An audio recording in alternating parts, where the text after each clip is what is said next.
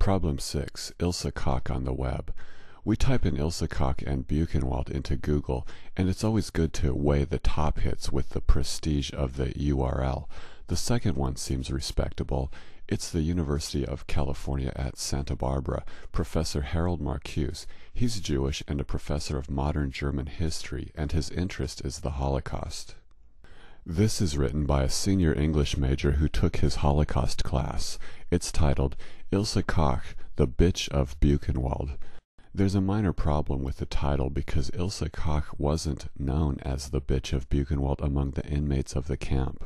Inmates tend to give guards nicknames, and she was called Die Hex, which means the witch. The American press probably changed that to bitch because it rhymes with witch in English. And usually in academia you don't call a woman a bitch, but apparently it's okay here. We scroll down and read, "This is a picture of a lampshade made out of human skin found in Koch's apartment." That's totally untrue. This is this piece of skin, and it wasn't found in her apartment. She wasn't even living at the camp. She was living with family members after the Nazis released her from a year in jail. We scroll down and read, Karl was charged and executed in 1945, except not by the Americans, by the German SS, but that's not mentioned. Then we read, Ilse Koch committed suicide on September 1st, 1947. She's off by 20 years. Ilse committed suicide in 1967 after 20 years in jail and 20 years of the world believing outrageous lies about her. Big surprise that she would want to commit suicide. Here is a 1947 newsreel showing Ilse Koch being tried by the Americans. She's 41 years old, and one of the American interrogators has gotten her pregnant. A shrunken head and tattooed skin are used as evidence to help her get sentenced to life. This piece of skin wasn't on the table, but it's part of that same collection, as can be seen in medical examiner Reuben Kerr's report describing it. He writes, "A large bird with a wingspan measuring 28 centimeters is present in the center of the skin upper part.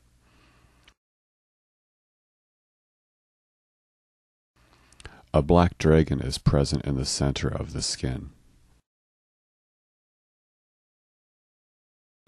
Notice the rough edges lifting off the surface due to warping? It's interesting how pieces like that were sent to the medical examiner, whereas this piece was not.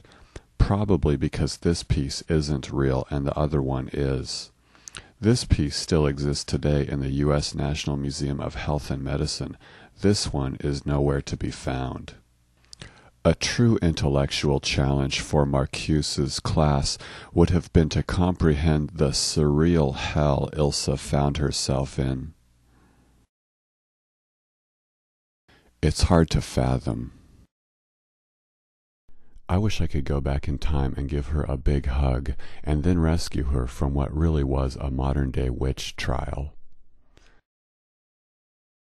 It's May 2008 right now, and we see that this has been on the web for over 4 years.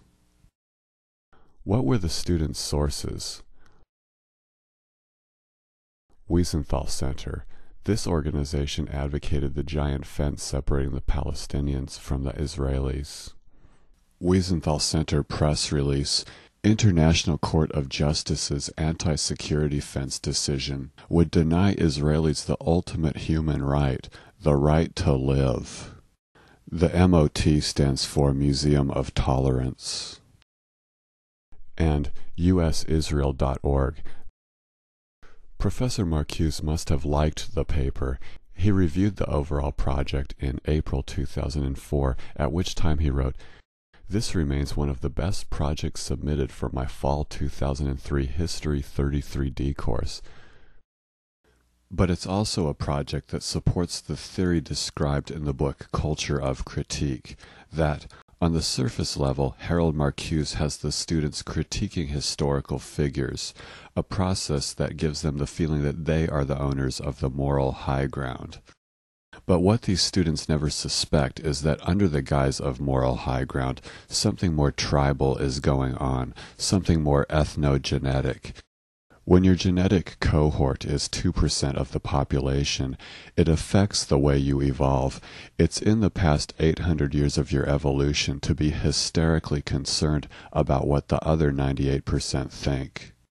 Marcuse is promoting his own genes and the genes of his ethnic group, however unconsciously.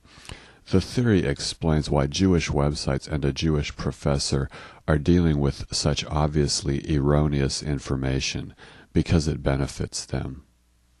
This is not to put Marcuse down. It's just using evolution to understand why we do the things we do. It's all good. Could the moral high ground associated with studying the Holocaust really be a front for ethnogenetic determinism? Yes. But a serious thing to understand is the Holocaust myth, under the guise of moral high ground, is literally killing the Palestinians. It's a manipulative myth promoted by the Museum of Good.